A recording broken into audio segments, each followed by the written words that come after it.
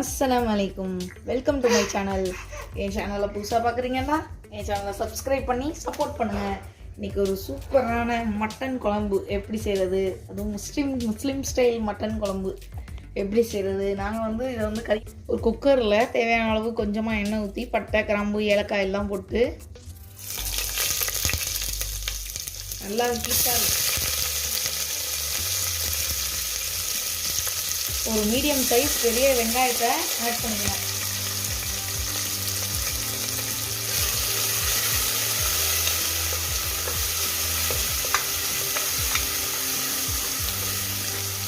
இது கொஞ்சம் வதங்கினோடனே நமக்காக ஒரு தக்காளி,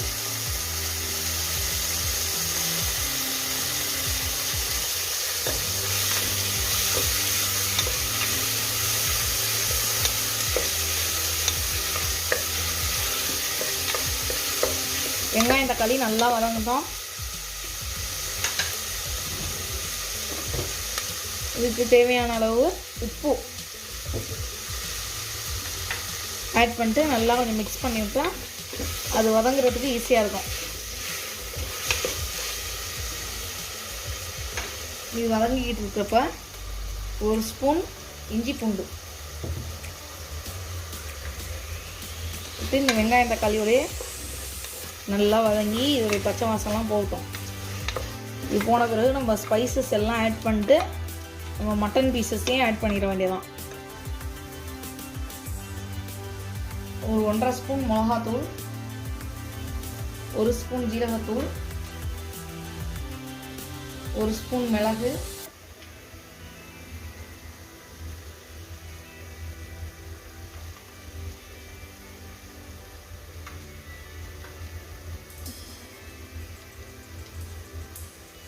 ரெண்டு டேபிள் ஸ்பூன் கொத்தமல்லி தூள்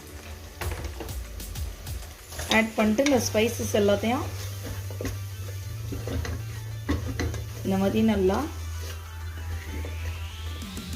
கிளறி விட்டு நம்ம வச்சிருக்கிற மட்டன் பீசஸ் இதில் ஆட் பண்ணிடலாம்.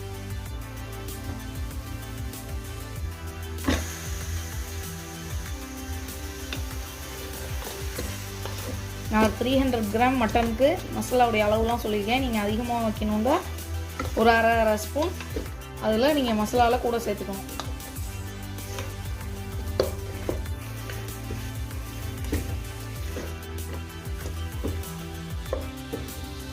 நீங்கள் கொஞ்சமாக தண்ணி சேர்த்துக்கணும். இப்போ கொஞ்சமாக இல்லை, உங்களுக்கு எவ்வளோ குழம்பு வேணுமோ அதுக்கு தகுந்த மாதிரி நீங்கள் தண்ணி ஆட் பண்ணிக்கலாம்.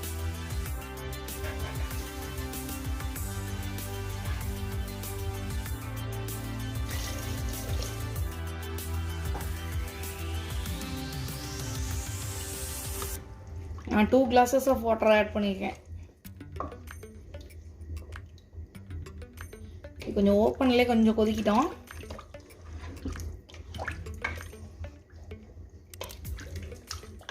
சிம்பிளாக ஜஸ்ட் 5 minutes செஞ்சிடலாம் அந்த குழம்பு.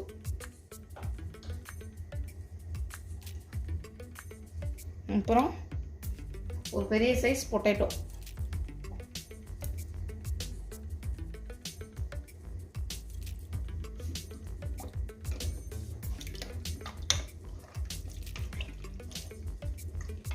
தயிரெல்லாம் ஊற்றி கூட செய்வாங்க. ஒன்று ஒரு டைப்பு. இன்ஷால்லா அதுவும் ஒரு தடவை செஞ்சு காட்டுறேன். அரக்குருமா மாதிரி அது செய்கிறது. கொஞ்சம் தயிரெலாம் ஊற்றி கத்திரிக்காயெல்லாம் போட்டு செய்வாங்க. அதுவும் நல்லா டேஸ்ட்டாக இருக்கும். இது சிம்பிள் மட்டன் குழம்பு. ஜஸ்ட் 5 minutes செஞ்சிடலாம். அதுவும் கறி வேகிறதுக்கு தான் 5 to 7 minutes ஆகுமே தவிர குழம்பு ஃபாஸ்ட்டாக ரெடி ஆயிடும்.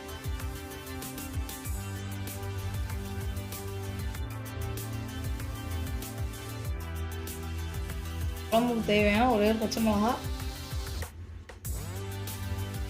ஃப்ளேவருக்கு புதினா,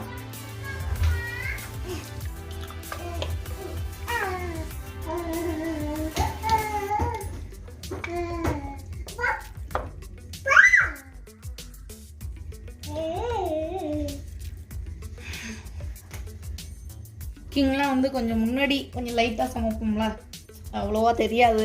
பட் செய்கிற ஆர்வத்தில் போய் பக்கத்தில் நிற்கும் போதெல்லாம் ரொம்ப பயங்காட்டுவாங்க. இந்த கொத்தமல்லி தூளை முன்னாடி போடக்கூடாது, கொத்தமல்லி தூள் போட்டால் கரண்டியை விடக்கூடாது, ஒரு ஸ்மெல் வந்துடும், அதெல்லாம் ஒன்றுமே வராதுங்க. நீங்கள் வந்து கொஞ்சம் கொஞ்சம் ட்ரைனிங் ஆகிட்டீங்கன்னு வச்சுக்கோங்களேன், பெரிய பண்டாதி ஆயிடலாம். நீங்கள் சக் சக் சக் சக்குன்னு எதை போட்டாலும் எந்த வாசமும் அடிக்காது. அதெல்லாம் ஒன்றும் இல்லை, ஈஸியாக செஞ்சிடலாம் சூப்பராக. சமையல்லாம் செய்கிறதுக்கு கொஞ்சம் நல்லா செய்ய பழகிறதுக்கு முன்னாடி கொஞ்சம் அவ்வளோவா தெரியாதுல்ல. அப்போ வந்து மசாலாலாம் இது போட்ட பிறகு தான் இது போடணும், வெங்காயம் போட்ட பிறகு தான் இது செய்யணும், இஞ்சி பூண்டை போட்டோம்னா தான் அதை போடணும், இதை போடணும்னு சொல்லுவாங்க. பல ப்ரொசீஜர்ஸ், பல ரூல்ஸ் இருக்குது. இப்படி தான் செய்யணும், அப்படி தான் செய்யணும்னு. நம்ம சமைக்க ஆரம்பிச்சோன்னா இந்த இதெல்லாம் ஒன்றும் இல்லை, எல்லாத்துக்கும் ஒரே ஸ்பைசஸ் தான். செய்கிற கொஞ்சம் மெத்தட் தான் வேறு. மற்றபடி சமையல்னால் ஒரு சிம்பிளான மேட்ருங்க, ஈஸியாக செஞ்சு முடிச்சிடலாம்.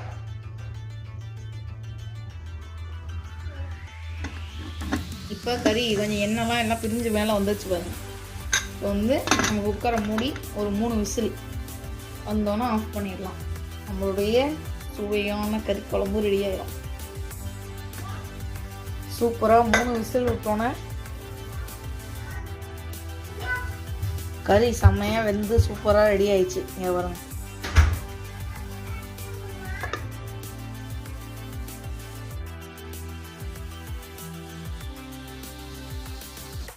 செம்மையாக பஞ்சு பஞ்சாக வந்துருக்குங்க கறி, வேற லெவல். இதில் வந்து நீங்கள் தேங்காய் பால் ஊற்றி கூட செய்யலாம். நம்ம ஷார்ட் பீரியடில் ஜஸ்ட்டு குயிக்காக செய்யணுங்கிறதுக்காக தான் நான் இப்படி செஞ்சுருக்கேன். நெக்ஸ்ட் டைம் அந்த மாதிரி ஒரு தடவை செஞ்சு காட்டி வீடியோ போடுறேன். இது வந்து ஜஸ்ட் ஒரு 10 மினிட்ஸில் இப்போ நீங்கள் அவசரமாக ஒரு கெஸ்ட்டு வராங்க, ஈஸியாக இந்த மாதிரி குழம்பு வச்சு இடியப்பம், ஆப்பம், தோசை, இட்லி, ரைஸு எல்லாத்துக்குமே இது வந்து செம்மையாக இருக்கும். எனக்கு வந்து இந்த கறி குழம்பு ஒயிட் ரைஸ்க்கு ஊற்றிக்கே பிடிக்காது. மற்றபடி இந்த கீரைஸ்,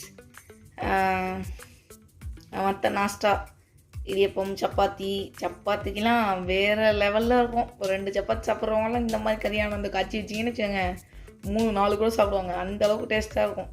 தேன் மாதிரி ஆனால் காய்ச்சிட்டோம் நம்ம இப்போ செம்மையாக. சூப்பரான கறிக்குழம்பு. இந்த ரெசிப்பியை நீங்களும் ஒரு தடவை ட்ரை பண்ணி பாருங்கள். எப்படி வந்துச்சு, எவ்வளோ டேஸ்ட்டாக இருந்துச்சுங்கிறத எனக்கு கமெண்ட் பண்ணுங்கள். பிடிச்சிருந்தால் லைக் பண்ணுங்கள், ஷேர் பண்ணுங்கள், மறக்காமல் நம்ம சேனலை சப்ஸ்கிரைப் பண்ணுங்கள். பை பாய், அஸ்ஸலாமு அலைக்கும்.